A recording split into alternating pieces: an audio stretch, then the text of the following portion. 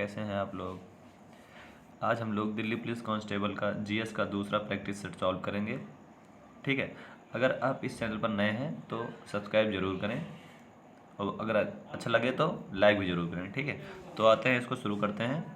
पहला क्वेश्चन क्या है? पहला क्वेश्चन, निम्नलिखित में से कौन मंत्रिपरिषद और भारत के राष्ट्रपति के बीच संचार माध्यम होता है? तो कौन होता है? आप लोग कमेंट करें। तो इसमें कौन सा होता है? प्रधानमंत्री। प्रधानमंत्री क्या होता है? प्रधानमंत्री मंत्रिपरिषद का प्रमुख होता है। तो वही क्या होता है? ये मध्यस्थता का काम करता है, जो बीच में। ठीक है, तो सेकंड क्वेश्चन पे आते हैं। क्या है? गरिया पूजा। गरिया पूजा अप्रैल के तीसरे सप्ताह मनाया जाने वाला एक त्यौहार है। तो ये किस राज्य से संबंधित पूछा गया है इसमें? तो गरिया पूजा किस राज्य से संबंधित है? त्रिपुरा से संबंधित है। गरिया पूजा त्रिपुरा से संबंधित है। ठीक है, तो दूसरा सही हो जाएगा। नेक्स्ट क्वेश्चन पे आते हैं। पायरिया। पायरिया एक संक्रमण है। तो इसमें पूछा गया पायरिया किसके कारण होता है? तो इतना बड़ा लिख दिए केवल। तो पायरिया किसके कारण होता है? जीवाणु जनित रोग होता है। ठीक है, पायरिया कहाँ? दांतों में, मसूड़ों में होता है। ठीक, जैसे खून वून बहता है ये, तो पायरिया जीवाणु जनित रोग होता है। ठीक, दूसरा इसमें सही हो जाएगा। नेक्स्ट क्वेश्चन पे आते हैं। चौथा क्वेश्चन क्या है? पट्टादकल में मल्लिकार्जुन और विरूपाक्ष मंदिरों को राजा विक्रमादित्य द्वितीय की दो रानियों द्वारा चालुक्यों की डाड पर विजय के स्मरणोत्सव में के रूप में निर्माण कराया गया था। ठीक है, तो कौन था इसमें? डॉट की जगह क्या भरा जाएगा? पल्लवों को। तो ये पल्लवों को हराकर जो है बनवाए थे। ठीक, विरूपाक्ष मंदिर को इनकी रानियों द्वारा बनाया गया था। ठीक, इसमें तीसरा सही हो जाएगा। पांचवें पे आते हैं। क्या है ये? निम्नलिखित में से भारत के नियंत्रक और महालेखा परीक्षक की नियुक्ति कर सकता है। इसमें पूछा गया कर सकता है।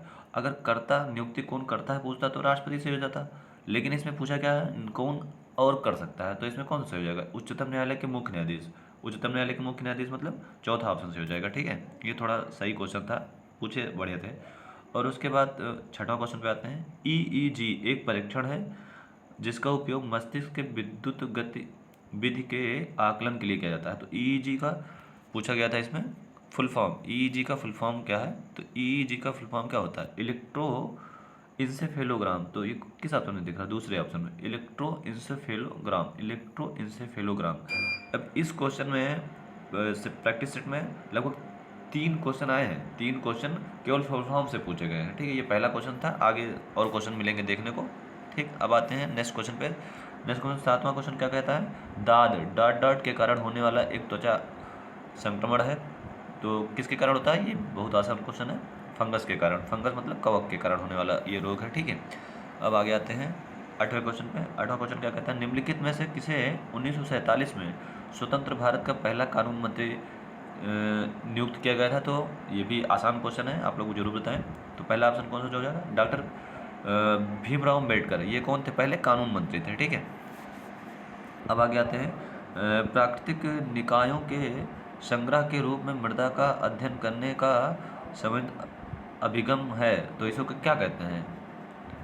मृदा का जो अध्ययन होता है, सामान्य रूप से उसको क्या कहा जाता है? तो पेडोलॉजी कहा जाता है। ठीक है, इसमें पीडोलॉजी लिखा गया है, तो पेडोलॉजी है। ठीक है, और नेक्स्ट क्वेश्चन पे आते हैं। 10वां क्वेश्चन क्या कहता है? निम्नलिखित में से कौन पहली महिला भारतीय पुलिस सेवा आईपीएस अधिकारी हैं? तो पहला कौन सा है? इसमें आईपीएस पूछा गया था। ठीक है, आईपीएस कौन सा है? कौन होता है? किरण बेदी है आईपीएस। ठीक, और अब मेरा एक सवाल है आप लोगों से, पहली महिला आईएएस कौन था? वो आप लोग कमेंट में बताएंगे, हम लास्ट में वीडियो में बता देंगे कि कौन था। ठीक है, अब देखो ये सेकंड वाला फिर से आ गया, ये फुल फॉर्म वाला क्या था इसमें? इसमें पूछा गया एनएसएसओ भारत सरकार के सांख्यिकी मंत्रालय का एक अधीनस्थ संगठन है। तो इसकी स्थापना, इसका फुल फॉर्म पूछा गया था।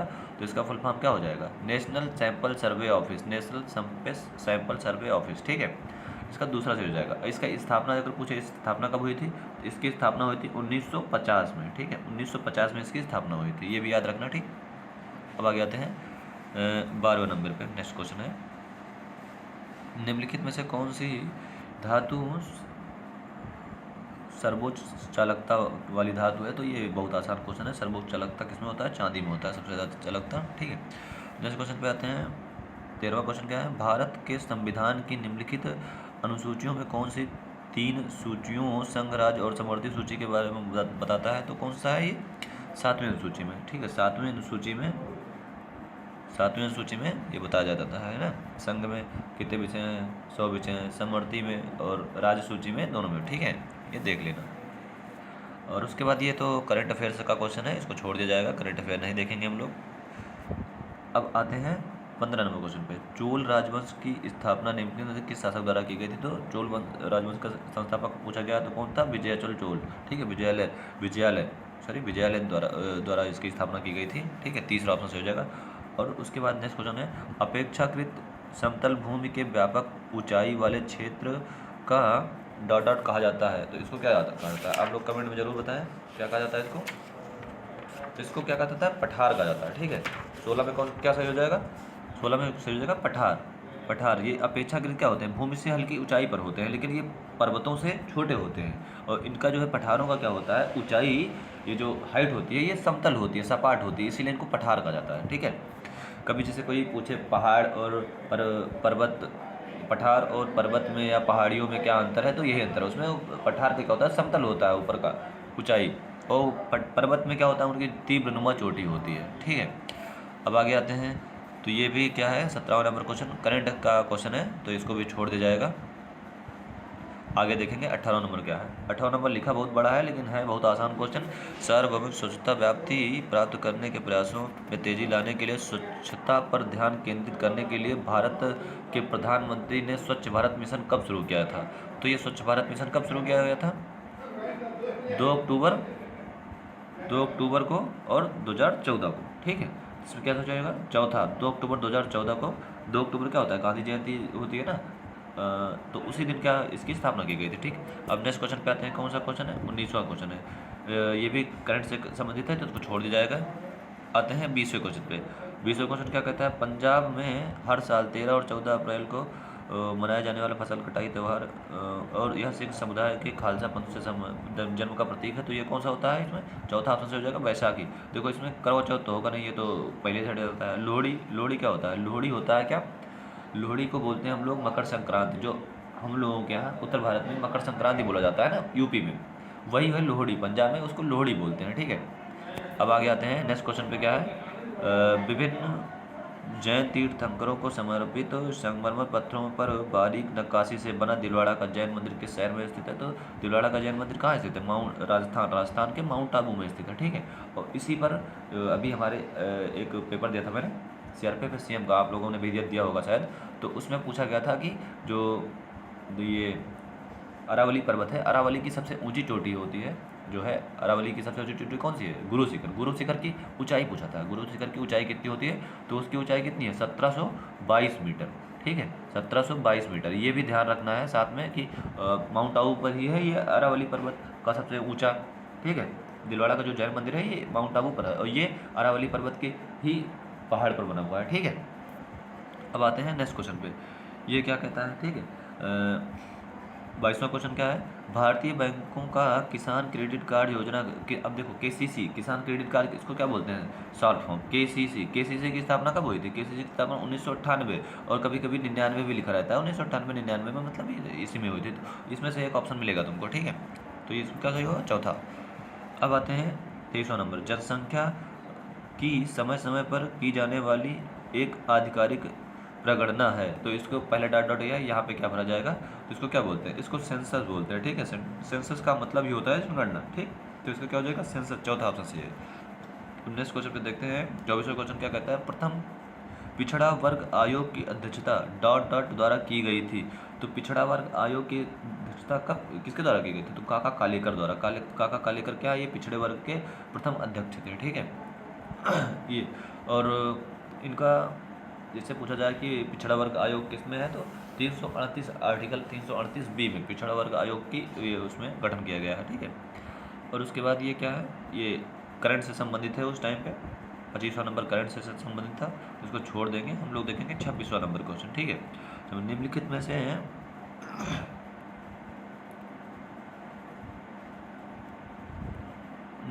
में से कौन उड़ीसा के जिलों में फैले ज्वार नदमुखी स्वरूप के साथ खारे पानी की एक लैगून, एक झील तथा उथला लैगून है? ठीक है, तो लैगून झील की बात कर रही है, इतना बड़ा लिखे हैं केवल घुमाने के लिए। और क्या बात कर रहे हैं? चिल्का झील की। चिल्का कहाँ पर है? उड़ीसा के किनारे एकदम तट से सटा हुआ ना, तो ये लैगून झील है, तो इसी के बारे में बात कर रहे हैं। ठीक, तो चिल्का झील।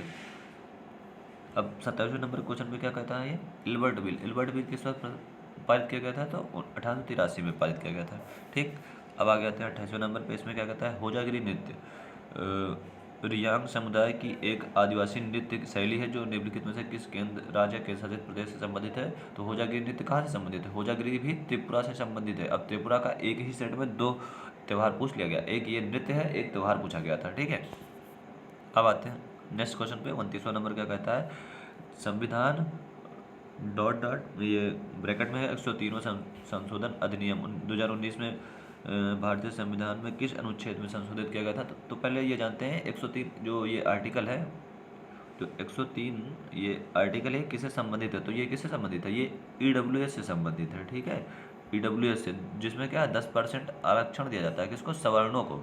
ठीक, 10% आरक्षण किसको दिया जाता है, सवर्णों को। ठीक, जो मतलब आर्थिक रूप से पिछड़े होते हैं जनरल वाले, उनको दिया जाता है सवर्णों को। तो अब बात करते हैं पहले इसमें क्या है कि किस संविधान के अनुच्छेद में इसको संशोधन करके इसको रखा गया था। तो इसमें चौथा जो ऑप्शन है कौन सा, 15 और 16, 15 के सब में 6 में और 16 के भी सब में 6 में, मतलब 15 6 और 16 6 में इनको रखा गया था। ठीक है, अब आगे आते हैं नेक्स्ट क्वेश्चन पे। 30वां क्वेश्चन क्या कहता है, ये आसान क्वेश्चन है। निम्नलिखित स्वतंत्रता सेनानियों में से किसने जेल में गीता रहस्य नामक ग्रंथ लिखा। अब गीता रहस्य किसकी पुस्तक है, गीता रहस्य पुस्तक किसकी है, तो लोकमान्य तिलक की है गीता रहस्य। ठीक है, तो इन्होंने लिखा था और जेल में लिखा था, तो ये जानने वाली बात है थोड़ा। अब आगे आते हैं, ये है तो स्टैटिक पार्ट देख लेते हैं क्या है। ICC का मुख्यालय पूछा गया है किस देश में है, तो ICC का मुख्यालय UAE में है, तो ये सबको पता है। ठीक, स्थापना कब हुई थी इसकी, ICC की स्थापना कब हुई थी, 1909 में हुई थी। ठीक है, देख लेना इसको एक बार। और उसके बाद आते हैं नेक्स्ट क्वेश्चन पे, ये क्या कहता है 32वां, भारत के संविधान के अनुच्छेद 112 के अनुसार एक वर्ष का केंद्रीय डॉट डॉट उस विशेष वर्ष के लिए सरकार की अनुमानित प्राप्तियों और व्यय का विवरण है। तो ये किसके बारे में, 112 डायरेक्ट हम लोग पता है कि 112 किसके बारे में होता है, 112 होता है क्या, बजट के बारे में। ठीक है, तो ये बजट के बारे में पूछ रहे हैं, बजट सही हो जाएगा इसमें। ऑप्शन देख लेते हैं क्या है इसे। 32वां क्या है, 32वां इधर आएगा। हाँ देखो, पहला क्या है, निवेश, दूसरा है पूंजी, तीसरा है बजट और चौथा है राजस्व। तो इसमें क्या सही हो जाएगा, बजट से हो जाएगा। ठीक है, अब आगे आते हैं नेक्स्ट क्वेश्चन।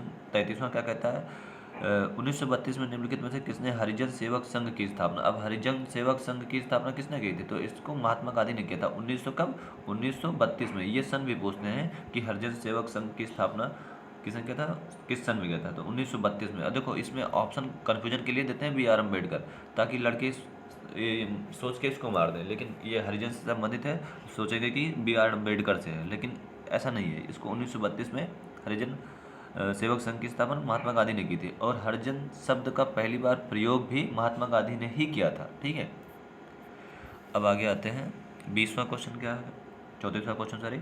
2020 में अर्जुन पुरस्कार की राशि को 5 लाख से बढ़ाकर कितना कर दिया गया। अब ये 5 लाख पहले शुरुआत में जब स्टार्टिंग था अर्जुन पुरस्कार की स्थापना हुई थी, उस टाइम पे 5 लाख दिया जाता था। ठीक है, लेकिन अब क्या हुआ है, इसको बढ़ाकर 15 लाख कर दिया गया है। ठीक है, खेल रत्न का जो है 25 लाख हुआ है, खेल रत्न का, खेल रत्न पुरस्कार का उसको 25 लाख कर दिया गया है, और लगभग सबका 15 लाख ही है।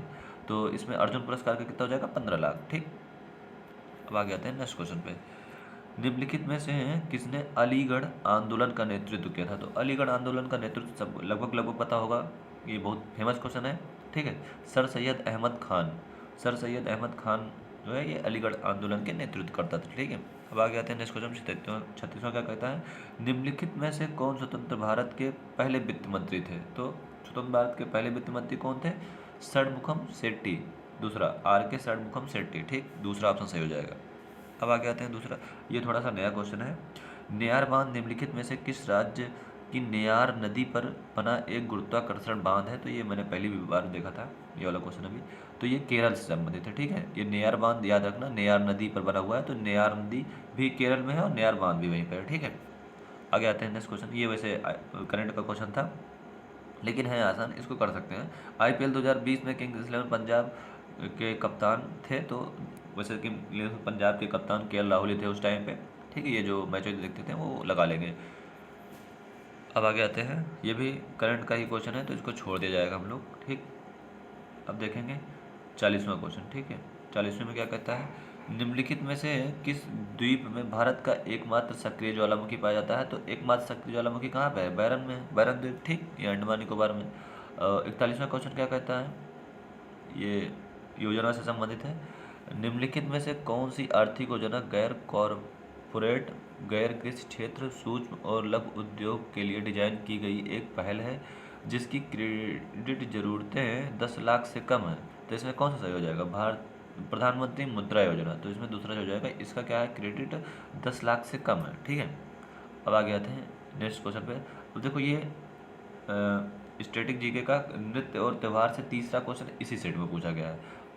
क्वेश्चन नंबर 42 क्या कहता है, राजगीर नृत्य महोत्सव शास्त्रीय नृत्य की व्यापक लोकप्रियता को दर्शाता है, ठीक है। यह निम्नलिखित में से किस राज्य या केंद्र शासित प्रदेश से संबंधित है। तो राजगीर नृत्य के बारे में बात कर रहे हैं, राजगीर नृत्य किस राज्य से संबंधित है, बिहार से संबंधित है।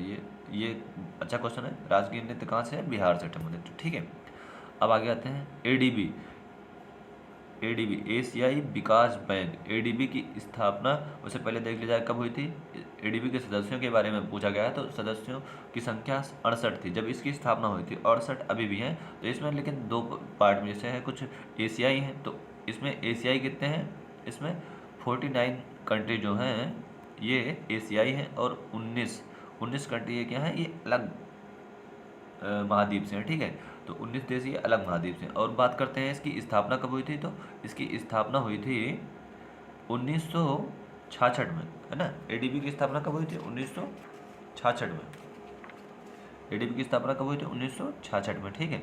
अब आगे आते हैं नेक्स्ट क्वेश्चन पे, क्वेश्चन नंबर 44। अब क्वेश्चन नंबर 44 क्या है, ये करंट से संबंधित है, लेकिन ये क्वेश्चन कर सकते हैं, देखते हैं क्या है इसमें। निम्नलिखित क्रिकेटर में से किसे राजीव गांधी खेल रत्न पुरस्कार 2022 से संबंधित। देखो 2022 में से सम्मानित किसको, राजीव गांधी खेल रत्न पुरस्कार पहली बात तो केवल 2 लोगों को मिला है, विराट कोहली और रोहित शर्मा को मिला है, ठीक है।